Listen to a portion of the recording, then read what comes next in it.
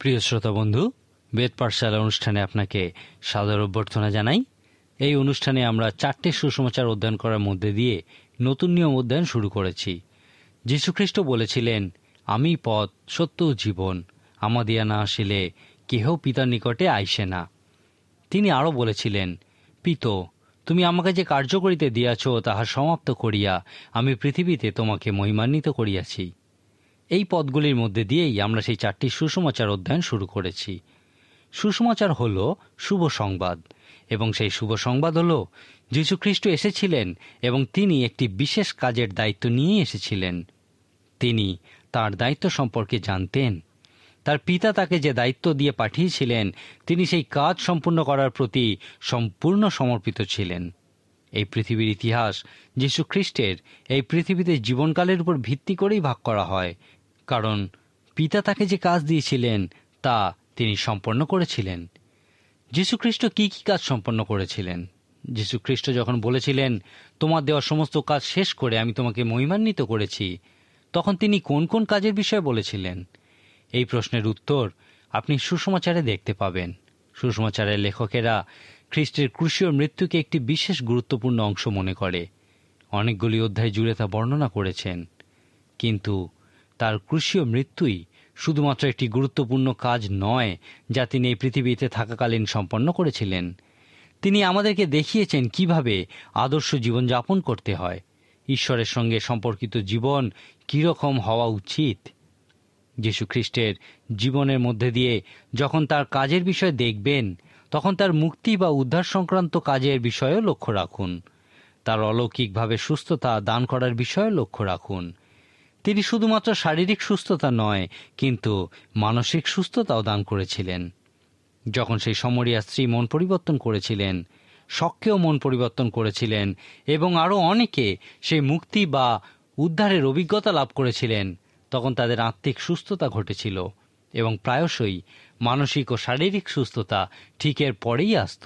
সমস্ত সুসমাচারের প্রায় 1/3 জুড়ে আছে যীশুখ্রিস্টের এই অলৌকিকভাবে সুস্থতা দান করার বর্ণনা।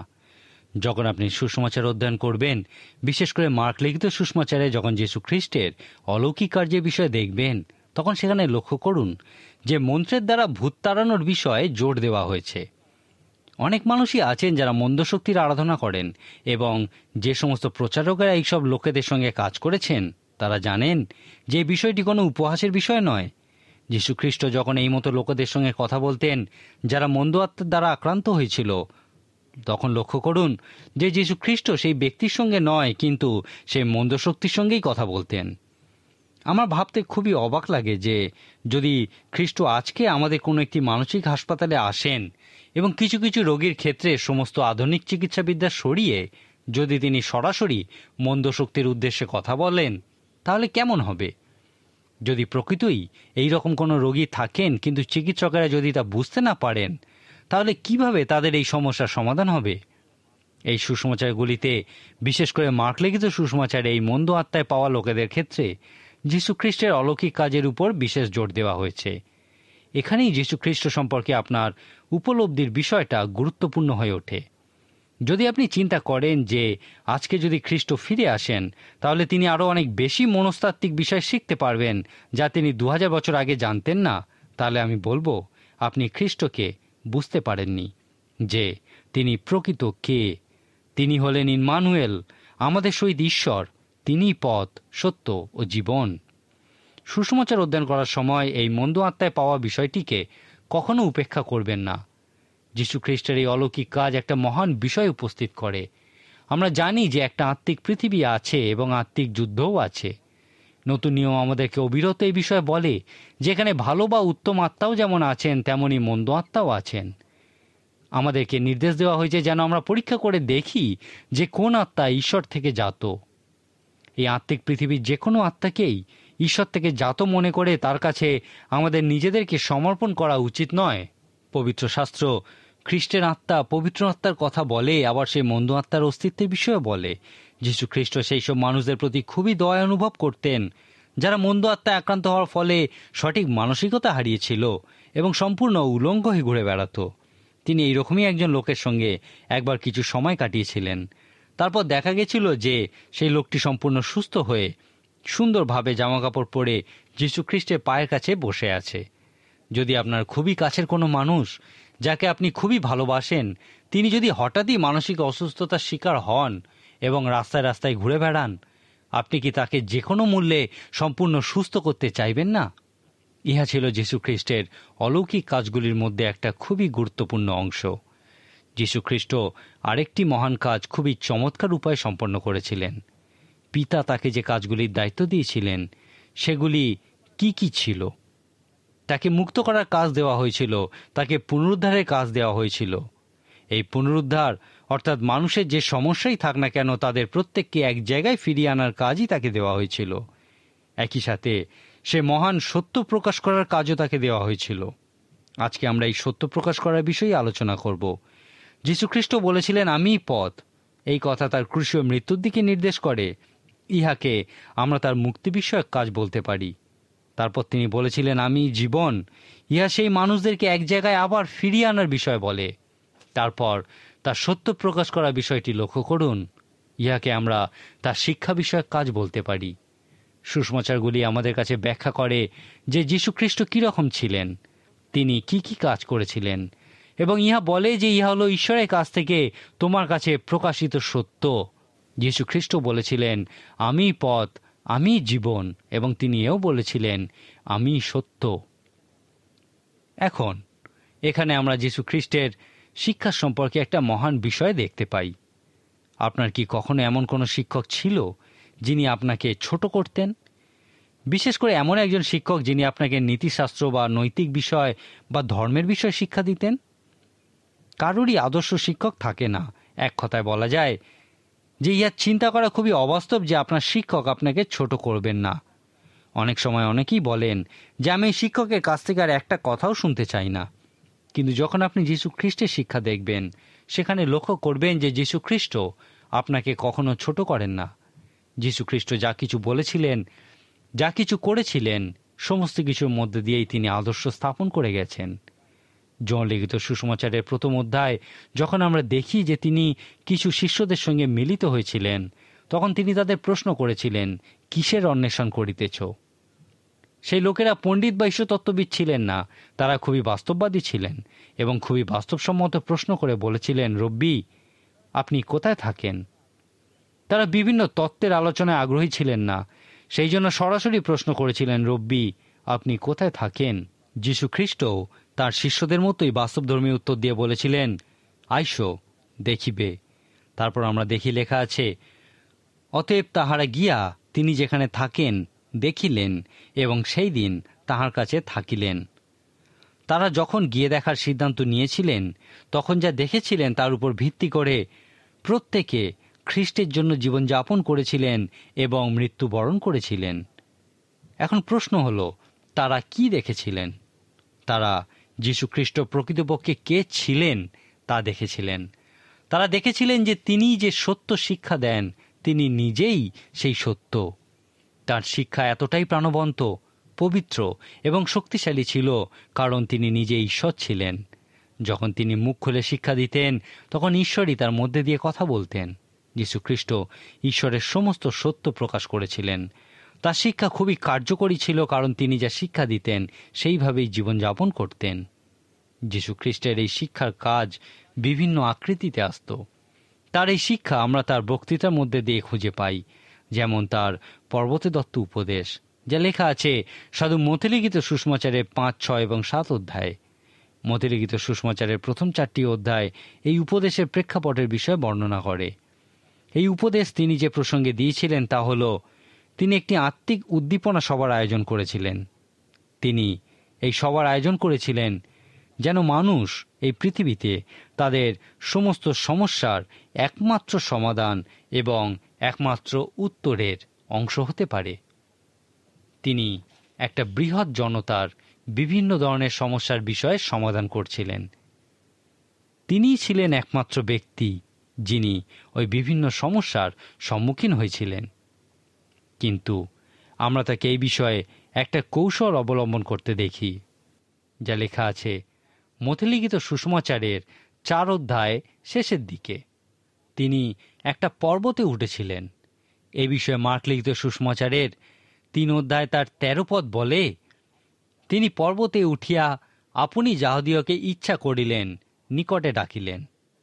তারপর তিনি তাদেরকে সেই শিক্ষা দিয়েছিলেন যেন তারা তাদের সমস্যার সেই একমাত্র সমাধান ও উত্তরের অংশ হতে পারে। খ্রিস্টের এই পর্বতদত্ত উপদেশ আমরা পরে বিস্তারিত আলোচনা করব। যীশুখ্রিস্টের সবথেকে বড় বক্তৃতা বা উপদেশ প্রচার সাধু জন লিখিত সুসমাচারে লিপিবদ্ধ আছে, যা তিনি সেই উপরের কুটুরিতে প্রচার করেছিলেন। যীশুখ্রিস্ট তার কাজ একটা আত্মিক উদ্দীপনা সবার মধ্যে দিয়ে শুরু করেছিলেন এবং একইভাবে তিনি সেই একটা আত্মিক উদ্দীপনার মধ্যে দিয়ে তার কাজ শেষ করেছিলেন। সেই পর্বতে দত্ত উপদেশের মধ্যে দিয়ে তিনি কাজ শুরু করেছিলেন এবং তার শিক্ষার শেষে তিনি একটা উচ্চ পর্যায়ের অঙ্গীকার যাচনা করেছিলেন। আমরা জানি না কতজন সেখানে উপস্থিত ছিল, কিন্তু আমরা জানি যে মাত্র 12 জন তার আহ্বানে সাড়া দিয়েছিল। যীশুখ্রিস্ট সেই 12 জনকে তার একমাত্র সমাধান এবং উত্তর রূপে অভিষিক্ত করেছিলেন। তিনি 3 বছর তাদের সঙ্গে ছিলেন। তারপর যখন তার কাজ শেষের পথে পৌঁছেছিল, তিনি সেই 12 জনের সাথে আরেকটি আত্মিক উদ্দীপনা সভা করেছিলেন। সাধু জন লিখিত সুসমাচারের 13, 14, 15 এবং 16 অধ্যায় জুড়ে এইখানে তিনি যে উপদেশ দিয়েছিলেন তা লিপিবদ্ধ আছে। এই দুটি বক্তৃতায় বা খ্রিস্ট এই দুটি জায়গায় উপদেশ প্রচার করার মধ্যে দিয়ে অনেক সুগভীর শিক্ষা দিয়েছিলেন। আমি আপনাকে একটা কাজ দিতে চাই।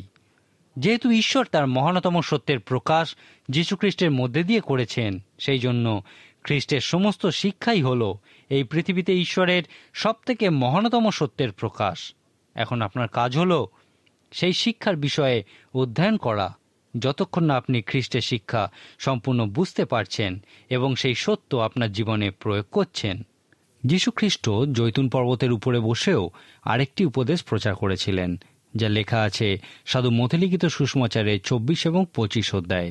ইহা প্রকৃতপক্ষে উপদেশ প্রচার নয়, কিন্তু তাঁর শিষ্যদের সঙ্গে খ্রিস্টের কথোপকথন। শিষ্যরা তাকে প্রশ্ন করছিলেন এবং তিনিও তাদেরকে এই প্রশ্ন করার জন্য উৎসাহিত করছিলেন। তার শিষ্যরা যখন তাকে সেই মন্দির দেখানোর জন্য ডেকেছিলেন, তিনি তাদেরকে বলেছিলেন, এই স্থানের একখানি পাথর অন্য পাথরের উপর থাকিবে না, সমস্তই ভূমিসাৎ হইবে। তারা আবার প্রশ্ন করেছিল, এই সকল ঘটনা কখন হইবে, আর আপনার আগমনের এবং যুগান্তের চিহ্ন কি? এই প্রশ্নের উত্তরে তিনি সেই 24 এবং 25 অধ্যায় জুড়ে উপদেশ প্রচার করেছিলেন, যাকে জৈতুন পর্বতে দত্ত উপদেশ বলা হয় এবং ইহা খ্রিস্টের দ্বিতীয় আগমনের বিষয়ই বলে। এই প্রধান বা বড় উপদেশ প্রচারগুলি থেকে খ্রিস্টের শিক্ষা অন্বেষণ করার পাশাপাশি তার ছোট ছোট উপদেশগুলির মধ্যেও তার শিক্ষা অন্বেষণ আমরা করতে পারি। পুরাতন নিয়মে ভাওবাদীদের বিষয় অধ্যয়ন করার সময় আমি বলেছিলাম যে ভাওবাদীদের মধ্যে যে ভাগ মুখ্য বা প্রধান ভাওবাদী এবং গৌণ বা অপ্রধান ভাওবাদী, তা কেকার থেকে কতটা উৎকৃষ্ট বা নিকৃষ্ট তার উপর ভিত্তি করে করা হয়নি, কিন্তু তারা কে কতটা বড় বই লিখেছিলেন তার উপর ভিত্তি করেই এই ভাগ করা হয়েছে। একইভাবে যীশুখ্রিস্টের যে সমস্ত উপদেশ ছোট, তাকে কোনো মতেই কম গুরুত্বপূর্ণ বা অপ্রধান বলা যায় না। যীশুখ্রিস্ট তার কিছু মহানতম শিক্ষা এই ছোট ছোট উপদেশ প্রচারে ভিন্ন ভিন্ন উপমা প্রতীকের মধ্যে দিয়ে দিয়েছিলেন। তিনি বেশ কিছু সুগভীর বিষয় একটি বাক্য বা একটিমাত্র পদেই ব্যক্ত করেছেন। আবার কিছু মহানতম শিক্ষা তার কথোপকথনের মধ্যে দিয়েই প্রকাশিত হয়েছিল। উদাহরণস্বরূপ আমরা দেখি যে সেই উপরের কুটুরিতে উপদেশ প্রচার প্রকৃতপক্ষেই যীশু খ্রিস্টের সঙ্গে তার শিষ্যদের কথোপকথন। যদি আপনি জন লিখিত সুসমাচারের 13, 14, 15 এবং 16 পত্রটি পড়েন, তাহলে সেখানে দেখবেন যে যীশু খ্রিস্ট তার শিষ্যদের সঙ্গে একই টেবিলে বসে আছেন এবং শিষ্যেরা তাকে প্রশ্ন করছেন। যীশু খ্রিস্ট প্রায়শই কারুর না কারুর সাথে কথোপকথনে জড়িয়ে পড়তেন। মাঝে মাঝে এই কথাবার্তা শত্রুভাবাপন্ন পর্যায়েও চলে যেত। কখনো কখনো দেখবেন যে যীশু খ্রিস্ট এমন লোকেদের সঙ্গে কথা বলছেন যারা তাকে হত্যা করার জন্য বদ্ধপরিকর ছিল। সেই সময়কার ধর্মগুরুরা যীশু খ্রিস্টকে ভীষণ রকম ভয় পেতে শুরু করেছিল। যীশু খ্রিস্টের বেশ কিছু সুগভীর শিক্ষা তাকে যখন কেউ কোনো প্রশ্ন করতেন বা তিনি যখন কাউকে কিছু বলতেন, সেই সময়ই প্রচারিত হয়েছিল। যে কোনো প্রসঙ্গে তিনি যা কিছু বলতেন সেটাই মহান শিক্ষাস্বরূপ হতো। অতএব যখনই এই সুসমাচারগুলি অধ্যয়ন করবেন, তখনই সেখানে যীশু খ্রিস্টের শিক্ষার বিষয়ে সতর্কতার সঙ্গে লক্ষ্য করুন। সংক্ষেপে বলা যায়, এই কাজগুলি যীশু খ্রিস্ট এই পৃথিবীতে সম্পন্ন করতে চেয়েছিলেন, যেমন মুক্তিদান করার কাজ, পুনর্জন্ম দান করার কাজ এবং সত্য প্রকাশ করার কাজ। পবিত্র সুসমাচার অধ্যয়নের সময় এই কাজগুলির প্রতি বিশেষ লক্ষ্য রাখুন। যীশুখ্রিস্টের শিক্ষার বিষয়ে আলোচনার সময় লক্ষ্য করুন যে যীশুখ্রিস্টের নৈতিক মূল্য নির্ধারণের একটা মান ছিল। এই মূল্য বা মান বিষয়টিকে এইভাবে বলা যায় যে ইহা কোনো জিনিস আমাদের পক্ষে কতটা গুরুত্বপূর্ণ বা লাভজনক তা স্থির করতে সাহায্য করে। এই বিষয়টিকে মাথায় রেখে এখন যীশুখ্রিস্ট কর্তৃক নির্ধারিত মূল্য বা মানের বিষয়ে চিন্তা করুন। যীশুখ্রিস্ট তার সমস্ত শিক্ষা বা তার সমস্ত কাজ বা কথার মধ্যে দিয়ে অবিরত আমাদেরকে এই মূল্য বা মানের বিষয়ে বলেছেন। নতুন নিয়মে আপনি একটি বিশেষ শব্দের সন্ধান পাবেন যা খ্রিস্টের শিক্ষা বিষয়ক কাজের ক্ষেত্রে বিশেষ গুরুত্বপূর্ণ। সেই শব্দটি হল স্বীকার করা। এই শব্দটি গ্রিক ভাষায় দুইটি শব্দের সংমিশ্রণ। গ্রিক ভাষায় ওই দুটি শব্দের অর্থ করলে দাঁড়ায় একই বিষয় প্রকাশ করা, আর ইহাই হল স্বীকার করা শব্দের অর্থ। কল্পনা করুন, সকালবেলায় আপনার সাথে আপনার স্ত্রী বা স্বামীর কোনো বিষয়ে ঝগড়া হয়েছে এবং আপনি প্রচণ্ড রাগ করে বাড়ি থেকে বেরিয়ে গেছেন। হয়তো আপনি এমন চিৎকার চেঁচামেচি করেছেন যে আপনার সন্তানেরা ভয় লুকিয়ে পড়েছিল। এখন কিছুক্ষণ বাড়ির বাইরে থাকার সময় যখন আপনি সেই বিষয়ে চিন্তা করবেন এবং অনুতপ্ত হবেন যে আপনি ভুল করেছেন এবং ঈশ্বরের কাছে আপনার ভুল স্বীকার করার সিদ্ধান্ত নেবেন, তখন যদি আপনি ঈশ্বরের কাছে বলেন, পিতা, সকালে আমি প্রকৃতই ভুল করেছি, কিন্তু তুমি তো আমার স্ত্রী বা স্বামীকে জানো, তার সঙ্গে শান্তিতে থাকা খুবই মুশকিল। যদি আপনি এই ধরনের কথাই বলেন, আপনার কি মনে হয় যে আপনি ভুল স্বীকার করছেন? না, ইহা ভুল স্বীকার করার নয়। স্বীকারোক্তি আত্মপক্ষ সমর্থন নয়, বা ইহা বলাও নয় যে আমি দুঃখিত। স্বীকারোক্তির অর্থ হল আপনি ঈশ্বরকে বলবেন, ঈশ্বর, আমি যা করেছি সেই সম্পর্কে তুমি কি বলো? যদি আপনি শাস্ত্র জেনে থাকেন, তাহলে আপনি অবশ্যই জানেন যে আপনার কৃতকার্য সম্পর্কে ঈশ্বর কি বলবেন। তারপর আপনিও সেই একই কথা বলুন। আর যখন আপনি একই কথা বলবেন, আপনি ঈশ্বরের সঙ্গে একমত হবেন। ইহাই হল স্বীকারোক্তি। এখন যদি স্বীকারোক্তির অর্থ হতো ঈশ্বরকে বলা যে আপনি দুঃখিত, তাহলে পবিত্র শাস্ত্র যখন বলে যে খ্রিস্টকে স্বীকার করো, তখন কিভাবে আপনি ঈশ্বরকে বলবেন যে যীশু খ্রিস্টের জন্য আপনি দুঃখিত? এখন যীশু খ্রিস্টকে স্বীকার করার অর্থ কি? খ্রিস্টকে স্বীকার করার অর্থ হল সুসমাচারের মধ্যে দিয়ে তাকে অনুসরণ করা, এবং যখন তিনি মূল্যবোধ বা মানের বিষয়ে কোনো কিছু স্পষ্ট প্রদর্শন করেন, আপনিও সেই একই বিষয় বলার মধ্যে দিয়ে তাকে স্বীকার করতে পারেন। যখন আপনি যীশু খ্রিস্টের সঙ্গে একমত হন, তিনি মূল্যবোধের বিষয়ে যা বলেন, আপনি যখন সেই একই কথা বলেন, তা আপনার জীবনে প্রভূত পরিবর্তন সাধন করে। আপনি এই সুসমাচারগুলি পড়ুন এবং যীশু খ্রিস্টকে স্বীকার করুন।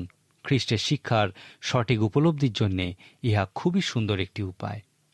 এই সুসমাচারগুলির সঙ্গে আপনাকে পরিচিত করানোর প্রসঙ্গে শেষ আরেকটি বিষয় আমি বলতে চাই। প্রথম তিনটি সুসমাচার বা সাধু মথি, মার্ক এবং লুক লিখিত সুসমাচারকে চতুর্থ সুসমাচার সাধু যোহনের লেখা সুসমাচার থেকে আলাদা করা হয়। সাধু মথি, মার্ক এবং লুক লিখিত সুসমাচার প্রায় একই রকম, অর্থাৎ তাদের বক্তব্যে অনেক মিল দেখতে পাওয়া যায়। কিন্তু সাধু যোহনের লেখা সুসমাচারটি যখন আপনি পড়বেন, সেখানে দেখবেন যে ইহা সাধু মথি, মার্ক বা লোক লিখিত সুসমাচারের থেকে প্রায় 90% আলাদা। এখানে এমন অনেক কিছু বিষয় আছে যা ওই প্রথম তিনটি সুসমাচারে নেই। একমাত্র সাধু যোহন লিখিত সুসমাচারেই তৎকালীন ধর্মগুরু নিকোদিমের সঙ্গে যীশু খ্রিস্টের কথোপকথনের বিষয়টি দেখতে পাওয়া যায়। এছাড়াও এখানে সেই কূপের পাশে সমরিয়া স্ত্রীর সঙ্গে যীশু খ্রিস্টের কথোপকথনের বিষয়ও দেখতে পাওয়া যায়। আমি আগেই বলেছিলাম যে এই অনুষ্ঠানে পাণ্ডিত্য বিষয়ক নয়, কিন্তু কিছু কিছু ক্ষেত্রে পণ্ডিত ব্যক্তিদের কথা আমরা দেখব। যেমন তারা বলেন যে এই প্রথম তিনটি সুসমাচারের মধ্যে সাধু মার্কের পুস্তকটি প্রথম লেখা হয়েছিল। তারপর সাধু মথি ও লুক সাধু মার্কের লেখার সঙ্গে কিছু কিছু যোগ করেছিলেন। সাধু মার্ক লিখিত সুসমাচারের প্রত্যেকটা বিষয় সাধু মথি ও লুক লিখিত সুসমাচারেও দেখতে পাওয়া যায়, কিন্তু সাধু মথি ও লুক লিখিত সুসমাচারে এমন কিছু বিষয় আছে যা সাধু মার্ক লিখিত সুসমাচারে দেখতে পাওয়া যায় না। সাধু মথির লেখা সুসমাচারের কিছু বিষয় সাধু লুকের সুসমাচারে নেই, আবার সাধু লুকের লেখা সুসমাচারের কিছু বিষয় সাধু মথির লেখা সুসমাচারে নেই। এই জন্যেই পণ্ডিত ব্যক্তিরা বলেন যে সাধু মার্কের লেখা সুসমাচারটাই প্রথম। তারা বিশ্বাস করেন যে সাধু মার্ক সাধু পিতরের কাছ থেকে সমস্ত তথ্যাবলী সংগ্রহ করেছিলেন। সাধু মার্ক সংক্ষেপে সেইগুলি লিখেছিলেন। সাধু মার্কের পুস্তকটিকে আমরা কোনো বড় বিষয়কে সংক্ষেপে কত সুন্দর করে লেখা যায় সেই বিষয়ের প্রতীকস্বরূপ বলতে পারি। এখন সাধু মথি অনুভব করেছিলেন যে যীশু খ্রিস্টের সম্পর্কে কতকগুলি বিষয় সাধু মার্ক লেখেননি। সেই জন্য পবিত্র আত্মার অনুপ্রেরণায় তিনি সেই সমস্ত বিষয়গুলি লিপিবদ্ধ করেছিলেন। তিনি সাধু মার্কের থেকে একটু ভিন্ন ধরনের বিষয়ের উপর বেশি জোর দিয়েছেন। সাধু লুকও এই একই রকম চিন্তাভাবনা করেছিলেন। তারপর প্রায় অনেক বছর পর সাধু যোহন গভীরভাবে অনুভব করেছিলেন যে যীশু খ্রিস্টের বিষয়ে অনেক কিছুই সাধু মথি, মার্ক বা লুক লিপিবদ্ধ করেননি। সাধু যোহন যখন তার সুসমাচার লিখছিলেন, সেই সময় যীশু খ্রিস্টকে কেন্দ্র করে বিভিন্ন রকম ভুল ব্যাখ্যা হচ্ছিল। সাধু যোহন যীশু খ্রিস্টকে মানুষের রূপে ঈশ্বর বলে প্রকাশ করেছিলেন। যেহেতু সাধু মথি, সাধু মার্ক এবং সাধু লুক লিখিত সুসমাচার প্রায় এক, সেই জন্য এই তিনটি সুসমাচার আমরা একত্রে অধ্যয়ন করব এবং সাধু যোহনের লেখা সুসমাচারটি আমরা আলাদা অধ্যয়ন করব। আমি স্থির করেছি যে এই তিনটি সুসমাচারে বর্ণিত যীশু খ্রিস্টের প্রত্যেকটি শিক্ষা, প্রত্যেকটা ঘটনা আমরা অন্তত একবার হলেও তা দেখব। কখনো কখনো এই শিক্ষা বা ঘটনা একাধিকবার উল্লেখিত হয়েছে, আবার কখনো কখনো মাত্র একবারই উল্লেখ করা হয়েছে। আমরা পরপর এই শিক্ষা ও ঘটনাগুলি অধ্যয়ন করব। প্রথমে সাধু মথি লিখিত সুসমাচার থেকে তারপর সাধু লুক লিখিত সুসমাচারে যাব এবং সেখানে এই বিষয়গুলি দেখব যেগুলি সাধু মথি লিখিত সুসমাচারে নেই। যেহেতু সাধু মার্কের সুসমাচারের সকল বিষয়ই মথি ও লুকের সুসমাচারে পাওয়া যায়, সেই জন্য আমরা এই দুটি সুসমাচার অধ্যয়ন শেষ করার মধ্যে দিয়েই এই তিনটি সুসমাচার অধ্যয়ন শেষ করব। এখন আমরা সাধু মথি লিখিত সুসমাচার অধ্যয়ন শুরু করব। প্রথমেই আমি আপনাকে একটা কাজ দিতে চাই। আমার বিশ্বাস এই কাজগুলি করার মধ্যে দিয়ে আপনি প্রকৃতই ব্যক্তিগত আধ্যাত্মিক আশীর্বাদ লাভ করবেন। আমি আপনাকে যীশু খ্রিস্টের সেই 12 জন শিষ্যের জীবন অধ্যয়ন করার কাজ দিতে চাই। আপনি এই শিষ্যদের প্রত্যেকের ক্ষেত্রে এখন আমি যে প্রশ্নগুলি বলবো সেইগুলি প্রয়োগ করুন এবং তাদের জীবন থেকে উত্তর খোঁজার চেষ্টা করুন। এই প্রশ্নগুলি হল, যীশু খ্রিস্টের সঙ্গে মিলিত হওয়ার আগে এই লোকটি কি করত? খ্রিস্টের সঙ্গে মিলনের ফলে কিভাবে তার মধ্যে পরিবর্তন এসেছিল? যখন সে মারা যায় তখন সে কি করত? সে কোথায় মারা গেছিল? কিভাবে সে মারা গেছিল? এবং শেষ প্রশ্ন, আপনার কি মনে হয় কেন যীশু খ্রিস্ট এই লোকটিকে তাঁর শিষ্যরূপে মনোনীত করেছিলেন? এই 6টি প্রশ্নের উত্তরের মধ্যে দিয়ে আপনি নিশ্চিত রূপে আত্মিক আশীর্বাদ লাভ করবেন। এই 12 জনের জীবনে খ্রিস্টের প্রভাবের বিষয় উপলব্ধি করলে আপনি বুঝতে পারবেন যীশু খ্রিস্টের সঙ্গে মিলিত হলে তা আপনার জীবনেও কীরকম প্রভাব বিস্তার করবে। নতুন নিয়ম যখন অধ্যয়ন করবেন তখন এই চিন্তাধারা রাখুন, আমি কি কখনো নতুন জন্ম লাভ করতে পারবো? আমি কি সত্যিই পরিবর্তিত? আমি কি ঈশ্বরের সঙ্গে কখনো মিলিত হয়েছি? যীশু খ্রিস্টের জীবন ও কাজ আমার জীবনে বিশেষ কোন অর্থ বহন করে? যদি আপনি এখনও সেই রক্ষাকারী বিশ্বাসের অভিজ্ঞতা লাভ না করে থাকেন, তাহলে এই সুসমাচারগুলি অধ্যয়নের সময় ঈশ্বরকে বলুন যেন তিনি আপনাকে সেই বিশ্বাস দান করেন, এবং যদি আপনার বিশ্বাস থাকে তাহলে বিশ্বাসে বৃদ্ধি লাভ করার জন্য ঈশ্বরের কাছে প্রার্থনা করুন। আজকের মতো তাহলে এখানেই শেষ করি। আগামী দিন অবশ্যই আমাদের সঙ্গে এই অনুষ্ঠানে উপস্থিত থাকুন। ঈশ্বর আপনার মঙ্গল করুন।